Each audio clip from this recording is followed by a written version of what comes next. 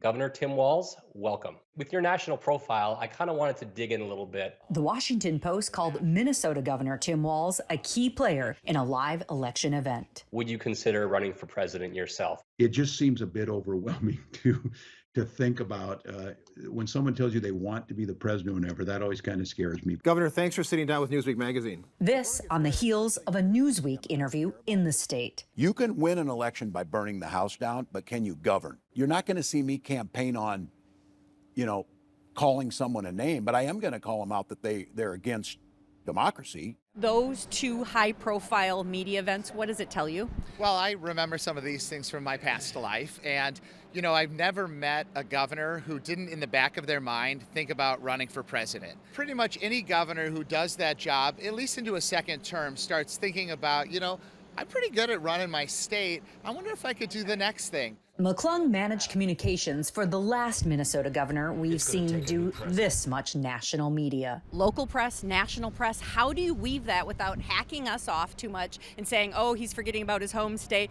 but also do the national? What's that balance?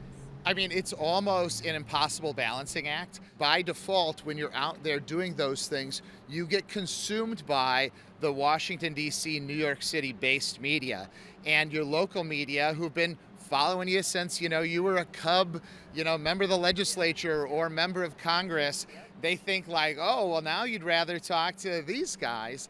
It is a really tough balancing act. That story, that picture went everywhere. So it's on YouTube. It got on YouTube, didn't it? So there are some consistent signs to look out for when a governor is increasing their national profile. Here's a few of those signals. We at the Democratic Governors Association are reminding people in Minnesota by the end of this year, I will have appointed 4 of the 7 Supreme Court justices, people who will work with the rule of law. A sign? Become head of one of the national governors associations. When I worked for Governor Pawlenty, he was the vice chair and then chair of the National Governors Association. That tended to be a real high-profile position.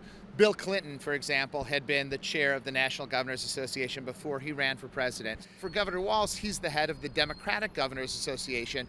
That has traditionally been a really important place for governors to build up their political chops. The Republican Party, in contrast, last time they filed had $52 out here, and there's no offices for Trump. Next, do lots of national news. Once you become a regular, the bookers on the other cable networks see that and think, oh, this guy's got an interesting angle or something to say. So it really builds on its own at that point. 12-year member of the United States Congress, served on armed services, lived as a young man in Asia, and a global geography teacher. Global issues matter deeply to me. Governors have to prove their international experience. That can be an area of weakness for governors, right? They're very domestically focused, obviously. And so when governors start to look at the national stage, you see them start to talk about the experience they've had. I think the president's doing all he can, and this is where folks like myself can help. Minnesota has historically low unemployment rates. Finally, become a surrogate and advocate for a presidential candidate. How about being a surrogate for a presidential candidate? Big time, and that is absolutely one of the key roles that a governor can find themselves in other states speaking out in support of your party's nominee for president. For sure, Governor Pawlenty did some of that back in the day, and now you see Governor Walz going out and going to other states and talking on behalf of President Biden. It also tends to put you in states like Iowa and New Hampshire, and Funny how that works. Funny, and now you're in South Carolina and Nevada, right? These states that are early on in the process. Nominee John McCain had Pawlenty counter Obama making history at the Democratic National Convention while he made a case for himself. I have been a governor for 6 years, commander-in-chief of the Minnesota National Guard for 6 years, and before that I was the majority leader of the Minnesota legislature. Pawlenty was passed over for vice president in favor of Alaska Governor Sarah Palin. I'm honored to have been considered.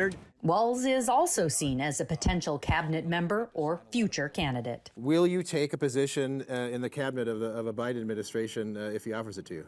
A dear friend of mine always told me, don't ever turn down a job you haven't been offered. That was the ranking member of the House VA committee. I care deeply as a 24-year veteran. My goal is always said, I'll serve where I'm asked to. I do believe in servant leadership. I think if you look at, Governor Walz's opportunities, the one that pops up is the Secretary of Veterans Affairs. He has that experience as a Guard member. We had a really high-ranking position in the National Guard. You know, when he was in the Congress, I think he was one of the only enlisted officers serving in the Do you think that's the most plausible thing right now? Probably.